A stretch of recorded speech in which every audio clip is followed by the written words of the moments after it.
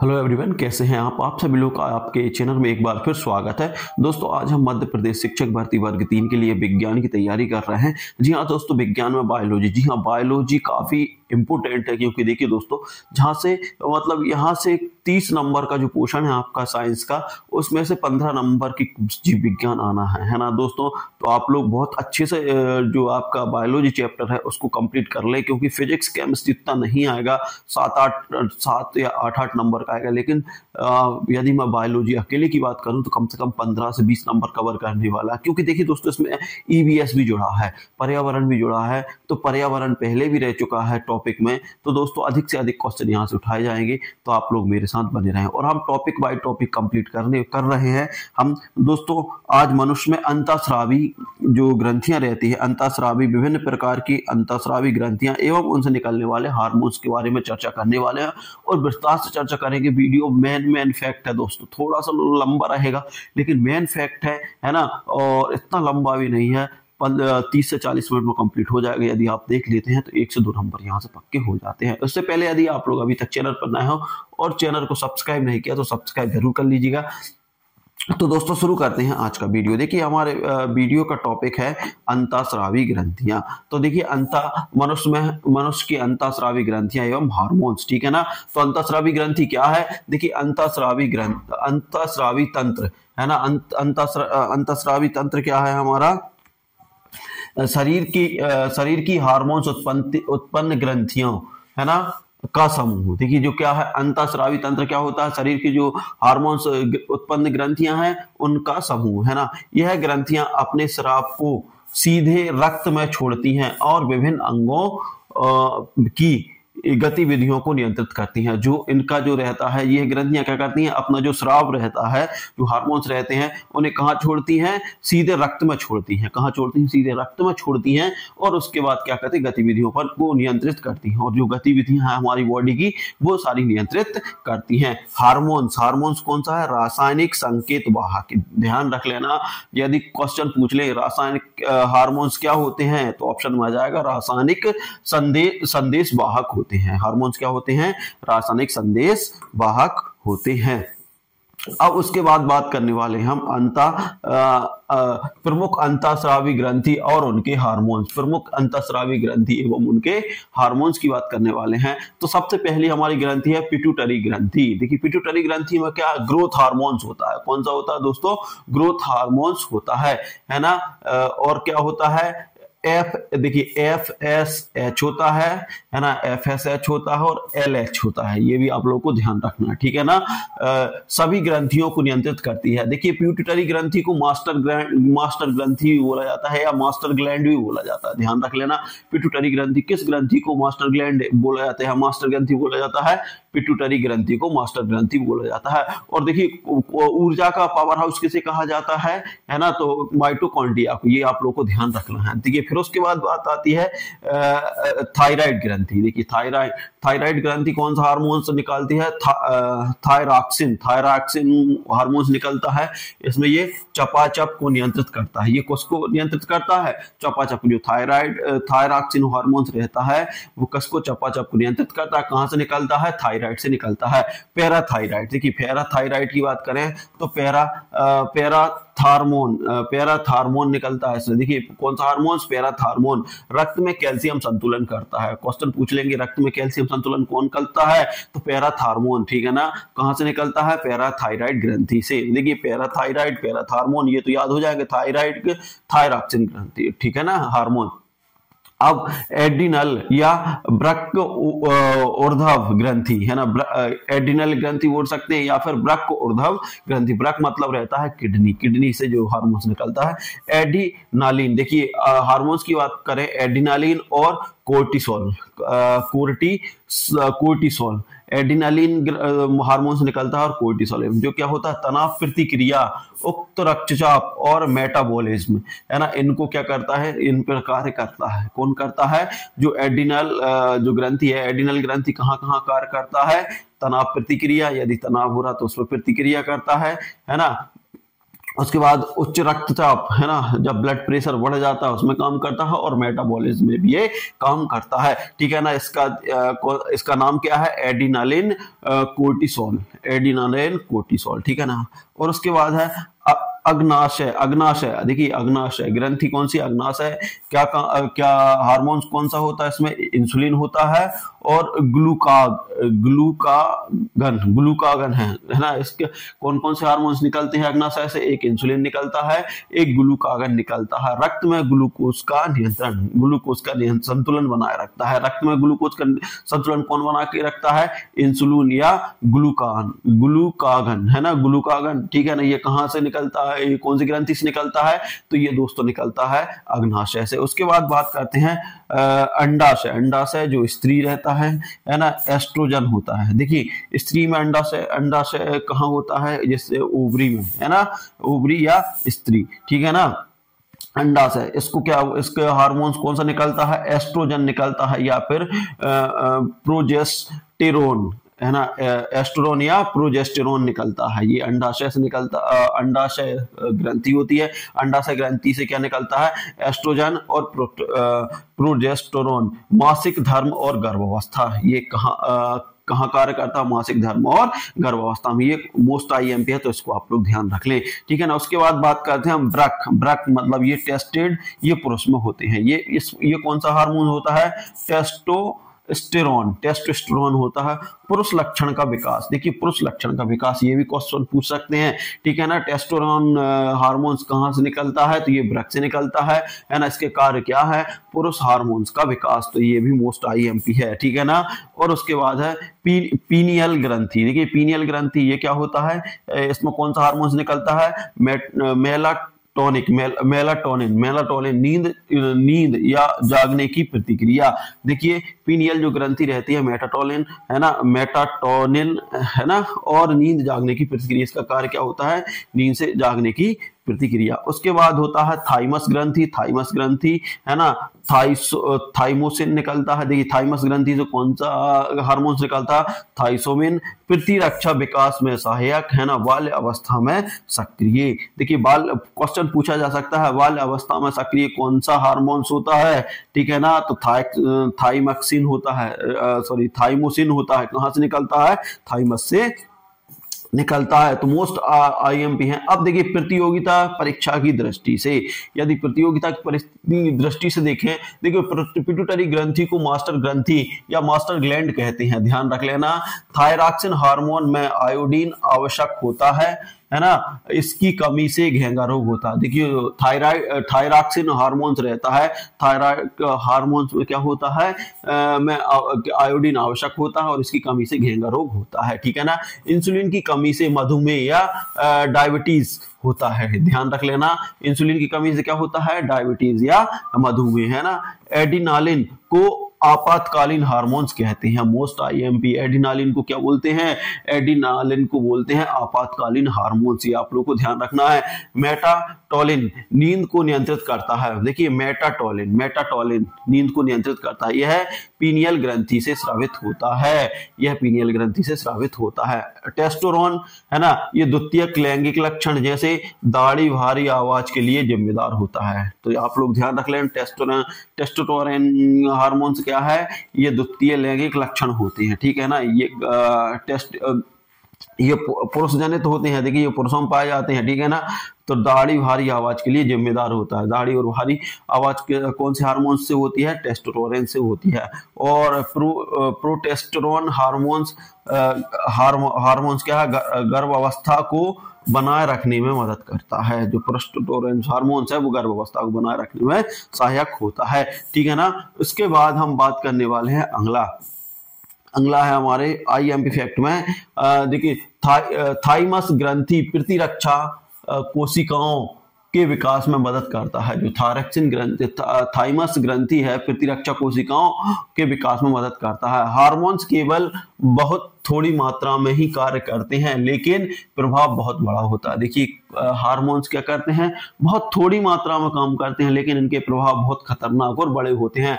Hormones का स्राव रक्त द्वारा पूरे शरीर में पहुंचता है ना। ध्यान रख लेना, हमने हेडिंग भी पढ़ी थी कि हार्मोन्स का स्राव कहाँ होता है, रक्त में होता है, फिर उसके पूरे शरीर में पहुंचता है, उसके बाद वह पूरे शरीर को नियंत्रित करते हैं, लेकिन असर केवल लक्षित अंगों पर ही होता है। ठीक है ना। हार्मोन्स में उनकी कमी से होने वाले रोग, देखिए हार्मोन्स और उनकी कमी से होने वाले रोग, मोस्ट आईएमपी है ये भी। अब देखिए हार्मोन्स और कमी, ठीक है ना। इंसुलिन की बात करें तो मधुमेह या डायबिटीज है ना, मेलिटस, ठीक है ना। थायरॉक्सिन, देखिए थायरॉक्सिन से घेंगा है ना, बौनापन बच्चों में, ठीक है ना। ये कहाँ, थायरॉक्सिन यदि कम है तो क्या हो जाएगा, बच्चों को घेंगा हो जाएगा या फिर बौनापन आ जाएगा। ग्रोथ हार्मोन्स, बच्चों की कमी, बच्चों में कमी, बौनापन, अधिकता और जायटिज्म। देखिए ग्रोथ हार्मोन्स की यदि कमी हो जाती है जीएच की, तो क्या होता है, बौनापन आ जाता है और अधिकता, बौनापन मतलब अधिक मात्रा में बौना हो जाता है और जायटिज्म हो जाता है। ठीक है ना। एड्रीनालिन की कमी से क्या होता है, तनाव में हृदय गति बढ़ना, देखिए तनाव हो जाता है और हृदय गति बढ़ जाती है। ठीक है ना। रक्तचाप बढ़ता है, मतलब ब्लड प्रेशर हाई हो जाता है। ठीक है ना। यदि एस्ट्रोजन हार्मोन से क्या होता है, अनियमित मासिक धर्म, देखिए जिन लड़कियों के या फिर महिलाओं के जो मासिक धर्म अनियमित हो जाते हैं, उनका कौन सा हार्मोन्स कम हो जाता है, उसमें एस्ट्रोजन हार्मोन्स कम हो जाते हैं। फिर क्या करते हैं डॉक्टर, एस्ट्रोजन हार्मोन्स को जनरेट किया जाता है, उसको रिकवर किया जाता है, जिससे मासिक धर्म ठीक हो जाता है। ठीक है ना। टेस्टोस्टेरोन है ना, पुरुष विशेष लक्षणों की कमी, यदि पुरुष विशेष लक्षण जैसे दाढ़ी कम आ रही है, दोस्तों आपकी आवाज पतली हो रही है ना, तो ये लक्षण किसके हैं, टेस्टोस्टेरोन हार्मोन्स की कमी के। फिर इस हार्मोन्स की उत्पत्ति की जाती है और लगातार इसको हार्मोन्स को बढ़ाया जाता है। याद करने की ट्रिक क्या है, तो फिर उसके बाद हम आगे बढ़ेंगे।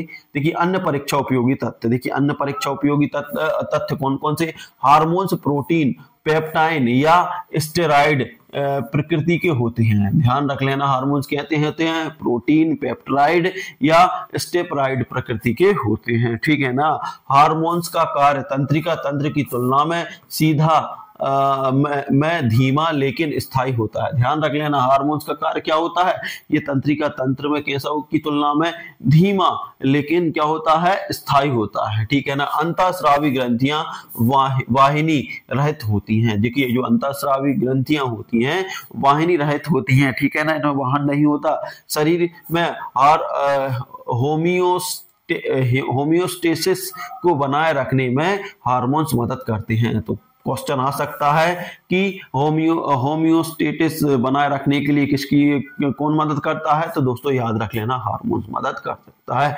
देखिए परीक्षा में पूछे गए कुछ उदाहरण, देखिए तो अब परीक्षा में कौन कौन से उदाहरण पूछे हैं, और देखिए ये क्वेश्चन जो आए हैं ये कौन कौन से एग्जाम में, यूपीएससी लेवल के क्वेश्चन है दोस्तों, यूपीएससी, पीएससी है ना, एमपी टेट है ना, और जितने भी एग्जाम होते हैं ये सारे क्वेश्चन उनमें पूछे जा सकते हैं। इंसुलिन कहाँ बनता है, तो ये अग्नाशय में बनता है। ठीक है ना, याद रख लेना। देखिए इंसुलिन मतलब शक्कर, हम इंसुलिन मतलब इतना तो याद रख लो आप लोग, शक्कर अग्नाशय मतलब अग्नि में चाय बनती है तो चाय में शक्कर डालती है, तो ऐसे आप लोग याद कर सकते हो। ठीक है ना। पिट्यूटरी ग्रंथि को क्या कहा जाता है, तो इसको मास्टर ग्लैंड या मास्टर ग्रंथि कहा जाता है। थायरॉक्सिन किस तत्व से बनता है, जो थायरॉक्सिन रहता है वो आयोडीन से बनता है। किससे बनता है दोस्तों, आयोडीन से। टेस्टोस्टेरोन किसमें बनता है, तो ये वृषण में बनता है, जो अपना वृषण रहता है पुरुषों का उसमें वृषण बनता है ना। घेंगा रोग किस हार्मोन्स की कमी से होता है, थायरॉक्सिन। देखिए जब थायरॉक्सिन जो हार्मोन्स में आयोडीन बनता है, सीधी बात है ना, तो कौन सा रोग होता है, घेंगा रोग किस हार्मोन्स की कमी से होता है, थायरॉक्सिन की कमी से होता है। एड्रेनालिन किसे कहते हैं, आपातकालीन हार्मोन्स। तो ये देखिए दोस्तों, इनको जरूर याद कर लें फैक्टों को, है ना, क्यों यहाँ से क्वेश्चन बनने की पूरी उम्मीद है। एड्रेनालिन किसे कहते हैं, तो आपातकालीन हार्मोन्स को कहा जाता है। उसके बाद बात करते हैं मानव शरीर। देखिए दोस्तों, मानव शरीर की अंतःस्रावी ग्रंथियां, हार्मोन्स एवं उनके कार्य पर विस्तृत विवरण। देखिए अब बात आती है पिट्यूटरी ग्रंथि। अब देखिए हम एक एक ग्रंथियों एक एक उसको देखेंगे, है ना, और उसके बारे में। स्थान मस्तिष्क के आधार पर हाइपोथैलेमस के नीचे। देखिए यदि पिट्यूटरी ग्रंथि की बात करें तो पिट्यूटरी की कहाँ होती है, ये मस्तिष्क के आधार पर होती है, हाइपोथैलेमस के नीचे होती है, ठीक है ना। इसे क्या बोलते हैं, इसे मास्टर ग्लैंड कहा जाता है, क्योंकि यह अन्य ग्रंथियों को नियंत्रित करती है। तो वह कौन सी ग्रंथि है जो अन्य ग्रंथियों को नियंत्रित करती है, तो पिट्यूटरी ग्रंथि करती है। पिट्यूटरी ग्रंथि को क्या बोलते हैं, मास्टर ग्रंथि या मास्टर ग्लैंड भी कहा जाता है। उसके बाद बात करने वाले हम हार्मोन्स, ठीक है ना। अब ग्रोथ हार्मोन्स, जीएच हार्मोन शरीर में वृद्धि में सहायक कोशिका विभाजन बढ़ाता है। देखिए तो जब शरीर का विकास कैसे होता है, कोशिका विभाजन से। देखिए ये एक कोशिका है, जब इसमें विभाजन हो जाएंगी तो एक की दो हो जाएंगी, फिर ये दो कोशिका है, इनमें विभाजन हो जाएंगी तो दो की चार हो जाएंगी। दोस्तों इनमें ये कोशिका विभाजन है ना, तो इनमें दो की जगह फिर 8 हो जाएंगी, ऐसे ऐसे कोशिका। तो जब कोशिका विभाजन होगा तो ग्रोथ होगी तो शरीर बढ़ता है, ठीक है ना। तो ये आप लोग याद रख लें, ठीक है ना। अब उसके बाद बात करते हैं हम, देखिए है ना, थायराइड स्टोब्लैडिक हार्मोन्स, है ना, TSH थायरॉक्सिन ग्रंथि को सक्रिय करता है, ठीक है ना। उसके बाद एड्रेनोकोर्टिकोट्रोपिक हार्मोन्स, ठीक है ना। तो ये क्या करता है, एड्रिनल ग्रंथि को उत्तेजित करता है। ऐसा ही पूछ सकता है ACTH, है ना, तो आप लोग को याद रखना ना। फॉलिकल, देखिए फॉलिकल स्टिमुलाटिंग हार्मोन्स है ना, ये क्या है, अंडाणु व शुक्राणु निर्माण में सहायक होता है, ठीक है ना। उसके बाद बात करते हैं हम ल्यूटेनिजिंग हार्मोन्स, है ना, LH, है ना, अंडोत्सर्जन, ये टेस्टोस्टेरोन निर्माण करता है। तो उसके बाद प्रोलैक्टिन क्या करता है, दूध स्त्राव को उत्तेजित करता है, मतलब महिलाओं में, ठीक है ना। उसके बाद है ऑक्सीटॉक्सिन प्रसव में गर्भावस्था संतुलन, दूध के स्राव में सहायक होता है। और वासोप्रेशन मतलब जल संतुलन बनाए रखने में या पेशाब की मात्रा कम करता है, ठीक है ना। अब कौन से आप लोगों को याद रखना, एक तो प्रोलास्टिंग, देखिए प्रोलैक्टिन देखिए दूध स्राव को उत्तेजित करता है महिलाओं में। यदि क्वेश्चन आ जाए महिलाओं में दूध के स्राव को उत्तेजित कौन करता है, प्रोलैक्टिन, है ना, प्रोलैक्टिन करता है। और उसके बाद आप लोग ये भी याद रखना है ऑक्सीटॉक्सिन प्रसव में गर्भावस्था संकुलन और दूध के स्राव में सहायक होता है। कौन कौन से, प्रोलैक्टिन और ऑक्सीटॉक्सिन, ठीक है ना। उसके बाद हमें ये भी याद रखना है ल्यूटेनिजिंग हार्मोन्स, अंडा और सजन टेस्टोस्टेरोन निर्माण में सहायक होते हैं। तो ये मेन आपको हार्मोन्स याद रखना है। एक तो ये ग्रोथ तो आप कर ही लोगे, है ना, तो इस तरीके से इनको याद कर लेना, बहुत अच्छे से याद करना, क्योंकि यहाँ से क्वेश्चन पूरे बनने वाले। अब बात करने वाले हम दूसरी, हमारे पिट्यूटरी ग्रंथि के बाद आती है थायराइड ग्रंथि, है ना, थायराइड ग्लैंड, ठीक है ना। यह कहाँ होती, गर्दन के सामने कंठनली के पास थायराइड ग्रंथि कहाँ होती है, गर्दन के सामने, ठीक है ना, गर्दन के सामने होती है और कंठनली के पास होती है। हार्मोन्स क्या होते हैं, थायरॉक्सिन, देखिए थायरॉक्सिन, थायरॉक्सिन, है ना, ट्रियोडोथायरॉक्सिन, है ना, कैलिटोनिक, है ना, ये देखिए T4 और T3 शरीर में चपाचप, है ना, को नियंत्रित करते हैं, रक्त में कैल्शियम की मात्रा को कम करते हैं, ठीक है ना। आयोडीन की आवश्यकता होती है, इसकी कमी से घेंगा रोग होता है, ठीक है ना। अब जो थायरॉक्सिन में क्या होता है, जो हमारा थायराइड ग्रंथि होती है उसमें आयोडीन रहता है, आयोडीन की आवश्यकता होती है। यदि नहीं होता है तो ये किसकी कमी हो जाती है, घेंगा रोग हो जाता है। अब उसके बाद बात करते हैं हम पैराथायराइड ग्रंथि ये कहाँ होती है, पैराथायराइड ग्रंथि, थायराइड ग्रंथि के पीछे 4 छोटी ग्रंथियां, देखिए जो पैराथायराइड ग्रंथि रहती है उसके पीछे 4 छोटी ग्रंथि होती हैं, जिन्हें पैराथायराइड कहते हैं। हार्मोन्स कौन सा होता है, थार्मोन, देखिए पैराथार्मोन। पीटीएच रक्त में कैल्शियम की मात्रा बढ़ाता है हड्डियों से खींचकर, ठीक है ना। क्या करता है ये, रक्त में कैल्शियम की मात्रा बढ़ाता है, कहां से खींचकर, रक्त से खींचकर, हड्डियों से खींचकर बढ़ाता है। उसके बाद बात करते हैं हम पीटीएच और कैल्टिटोनिक मिलकर रक्त में कैल्शियम का संतुलन बनाए रखते हैं। जो पीटीएच और कैल्टोनिन है ना, वो क्या करते हैं, मिलकर रक्त में कैल्शियम का संतुलन बनाए रखते हैं। अब उसके बाद बात करते हैं एडिनल ग्रंथि। जो एडिनल ग्रंथि है, स्थान कहाँ, प्रत्येक गुर्दे के ऊपर, जो हमारी किडनी रहती है उसके ऊपर होता है एडिनल ग्रंथि। दो भाग होते हैं, कौन कौन से भाग होते हैं, कॉर्टेक्स मतलब बाहरी और मेडुला मतलब भीतरी, ठीक है ना। ये इसके कितने भाग होते हैं, तो डायरेक्ट क्वेश्चन किया जा सकता है कि एडिनल ग्रंथि के कितने भाग होते हैं, तो इसके कितने होते हैं, दो। एक होता है कॉर्टेक्स मतलब बाहरी, एक होता है मेडुला मतलब भीतरी, हार्मोन्स स्रोत और कार्य, ठीक है ना। देखिए एड्रीनालिन होता है, एड्रीनालिन या नॉन एड्रीनालिन। देखिए एड्रीनालिन या नॉन एड्रीनालिन ये क्या होता है, मेडुला मतलब मीन्स रहता है भीतरी, है ना। भीतरी तनाव में फाइट प्रतिक्रिया, है ना, हृदय गति बीपी को बढ़ाता है, ठीक है ना। ये क्या करता है, तनाव में होते हैं प्रतिक्रिया, जब तनाव में जो प्रतिक्रिया होती है, तनाव प्रतिक्रिया करता, तनाव में फाइट और फ्लाइट, है ना, फाइट और फ्लाइट जो प्रतिक्रिया करता है, हृदय गति मतलब बीपी बढ़ाता है। बीपी बढ़ाने का काम कौन करता है, एड्रीनालिन और नॉन एड्रीनालिन का काम होता है। कोर्टिसोल मतलब कोर्टेक्स, चपाचप, सूजन नियंत्रण और तनाव में सहायक होता है। फिर उसके बाद है एल्डोस्टेरोन ये भी कॉर्टेक्स में पाया जाता है, मतलब बाहरी उसमें पाया जाता है।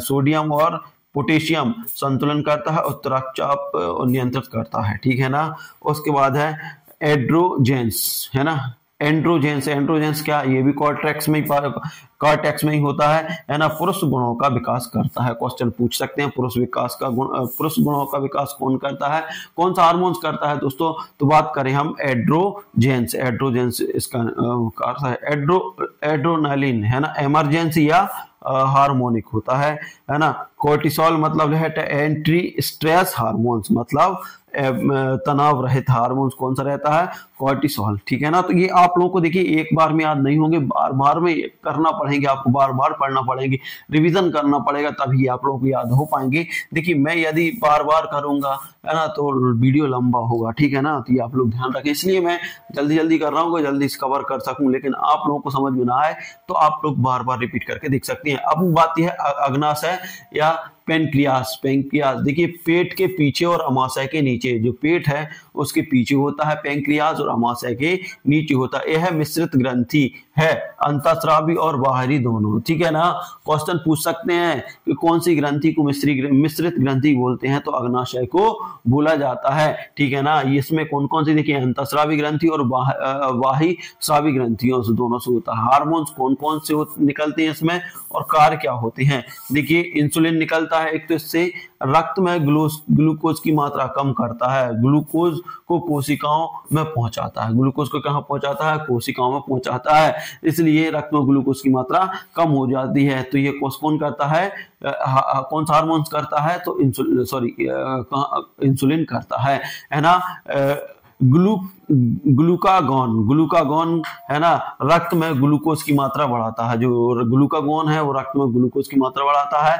ग्लाइकोजन को ग्लूकोज में तोड़ता है, जो ग्लाइकोजन है उसको ग्लूकोज में तोड़ता है। इसमें दो हार्मोन्स पाए जाते हैं, इंसुलिन और ग्लाइकोजन, है ना, ग्लाइकोजन पाया जाता है। इंसुलिन की कमी, देखिए मधुमेह, इंसुलिन की कमी से क्या होता है, मधुमेह या डायबिटीज या मेलिटस ये रोग होते हैं। अब उसके बाद आते हैं हम गोलैंड ग्रंथि, गोनेड ग्रंथि। देखिए गोनेड ग्रंथि क्या होती है, गोनेड ग्रंथि है ना, वृषण पुरुष, ठीक है ना, वृषण और पुरुष। हार्मोन्स कौन से होते हैं, हार्मोन्स की बात करें, टेस्टोस्टेरोन हार्मोन्स रहता है। द्वितीयक लैंगिक लक्षण, देखिए द्वितीय लैंगिक लक्षण क्या होता है? दाढ़ी, भारी आवाज, मांसपेशियों का विकास। ये किसके द्वारा होता है? टेस्टोस्टेरोन। यदि मान लीजिए कोई के यहाँ दाढ़ी नहीं आ रही, भारी आवाज नहीं है, पतली आवाज है, मांसपेशियों का विकास नहीं हो रहा, तो इसमें किसकी कमी है? टेस्टोस्टेरोन की कमी है। देखिए, और उसके बाद अंडाशय है ना, ओवरीज, ये स्त्री होती है, स्त्री का हार्मोन्स होता है। देखिए, वृषण या टेस्टिस किसका होता है? पुरुष का होता है। अंडाशय या ओवरी स्त्रियों का होता है, ठीक है ना। अब देखिए, स्त्री हार्मोन्स कौन कौन से होते हैं? दो होते हैं। एस्ट्रोजन, देखिए एस्ट्रोजन होता है, प्रोजेस्टेरोन होता है। देखिए, एस्ट्रोजन होता है और प्रोजेस्टेरोन होता है। एस्ट्रोजन से स्त्री गुणों का विकास है ना, मासिक धर्म चक्र को नियंत्रित करता है। जो एस्ट्रोजन होता है वो क्या कहता है? स्त्री गुणों का विकास, ठीक है, जैसा आवाज पतली होना है ना, ये सारी चीजें किस एस्ट्रोजन से होता है और मासिक धर्म को नियंत्रित भी करता है। जबकि प्रोजेस्टेरोन क्या करता है? प्रोजेस्टेरोन क्या करता है? गर्भधारण बनाए रखने में सहायक होता है और गर्भाशय को तैयार करता है। अब आता है पीनियल ग्रंथि। पीनियल ग्रंथि है ना, स्थान मस्तिष्क के पीछे होता है। पीनियल ग्रंथि को हार्मोन्स है ना, मेलाटोनिन जो है नींद जगाने की, देखिए नींद जगाने की प्रक्रिया को नियंत्रित करता है, ठीक है ना। आप लोगों को याद रखना है, मेलाटोनिन को नींद हार्मोन्स भी कहा जाता है, तो ध्यान रख लेना। किस हार्मोन्स को नींद हार्मोन्स कहा जाता है? तो मेलाटोनिन। देखिए, मेलाटोनिन को नींद हार्मोन्स कहा जाता है, ठीक है ना। तो आप लोगों को इसके बाद बात करते हैं हम थाइमस ग्रंथि। देखिए, थाइमस ग्रंथि स्थान छाती में हृदय के पास, देखिए छाती में रहती है लेकिन हृदय के पास रहती है। हार्मोन्स की बात करें, थाइमोसिन है ना, थाइमोसिन है, बच्चों में प्रतिरक्षा तंत्र के विकास में सहायक होते हैं। बच्चों में प्रतिरक्षा तंत्र के विकास में सहायक होते हैं थाइमोसिन, है ना। बाल्यकाल में, देखिए बाल्यकाल में सक्रिय, बड़े होने पर सिकुड़ जाते हैं। देखिए, जो छोटे रहते हैं बच्चे, बाल्यकाल रहता है उस टाइम ये बड़े बड़े होते हैं, है ना, लेकिन जैसे जैसे बढ़ते जाते हैं तो वे सिकुड़ जाते हैं। कौन सा हार्मोन्स है? ये थाइमस ग्रंथि में होता है। थाइमस ग्रंथि में कौन सा हार्मोन्स? थाइमोसिन, है ना, बच्चों में प्रतिरक्षा तंत्र के विकास में सहायक होते हैं। अब उसके बाद बात करते हैं हाइपोथैलेमस। हाइपोथैलेमस स्थान कहाँ है? मस्तिष्क में पिट्यूटरी के ऊपर, ठीक है ना। अब यहां से कौन सा हार्मोन्स निकलता है? यदि हम यहां से बात करें, यहां से निकलता है रिलीजिंग या इनहेबिटिंग हार्मोन्स, रिलीजिंग या इनहेबिटिंग से। देखिए, पिट्यूटरी ग्रंथि को नियंत्रित करता है, ठीक है ना। ये हार्मोन्स, देखिए रिलीजिंग हार्मोन्स क्या करता है? पिट्यूटरी ग्रंथि को रिलीजिंग हार्मोन्स या फिर इनहेबिटिंग हार्मोन्स क्या करता है? ठीक है ना, पिट्यूटरी ग्रंथि को नियंत्रित करता है। हाइपोथैलेमस, देखिए हाइपोथैलेमस और पिट्यूटरी मिलकर पूरे अंतःस्रावी तंत्र को नियंत्रित करता है और समन्वय प्रदान करते हैं। निष्कर्ष की बात करते हैं, हार्मोन शरीर के कार्यों का रासायनिक नियंत्रण करता है, ठीक है ना। हार्मोन्स जो शरीर के कार्य हैं उसको रासायनिक नियंत्रण करता है, ठीक है ना। यह सीधे, देखिए क्या होता है, यह सीधे रक्त में मिलकर और उनके विशिष्ट अंगों पर क्रिया करते हैं। और क्या करते हैं? यह सीधे रक्त में मिलते हैं और विशिष्ट अंगों पर क्रिया करते हैं। परीक्षा में पिट्यूटरी ग्रंथि, थायराइड, अग्नाशय, एडिनल, टेस्टियन, ओवरी और उसके हार्मोन्स अक्सर पूछे जाते हैं। तो मोस्ट आईएमपी चैप्टर है ये भी, है ना, क्योंकि इससे बहुत सारे क्वेश्चन पूछे जाते हैं। तो इस तरीके से दोस्तों हमारा ये चैप्टर खत्म हो गया है। तो दोस्तों इसमें बहुत सारे हार्मोन्स, उसके लक्षण, है ना, उनके कमी से होने वाले रोग, लाभ, ये सारी चीजें हमने देखी। तो मोस्ट आईएमपी इसको एक बार अच्छे से देख लो और इससे भी नोट्स बना लो मेन, है ना, तो आप लोगों का काम हो जाएगा। 1 से 2 नंबर आने की उम्मीद है यहाँ से। तो दोस्तों ये था वीडियो, आप लोगों को वीडियो कैसा लगा? अच्छा लगा तो लाइक शेयर कमेंट कर दीजिए। साथ ही अभी तक चैनल पर नया हो, चैनल को सब्सक्राइब नहीं किया, प्लीज सब्सक्राइब कर लीजिएगा। मिलते हैं अगले वीडियो में, तब तक लीजिए जय भारत।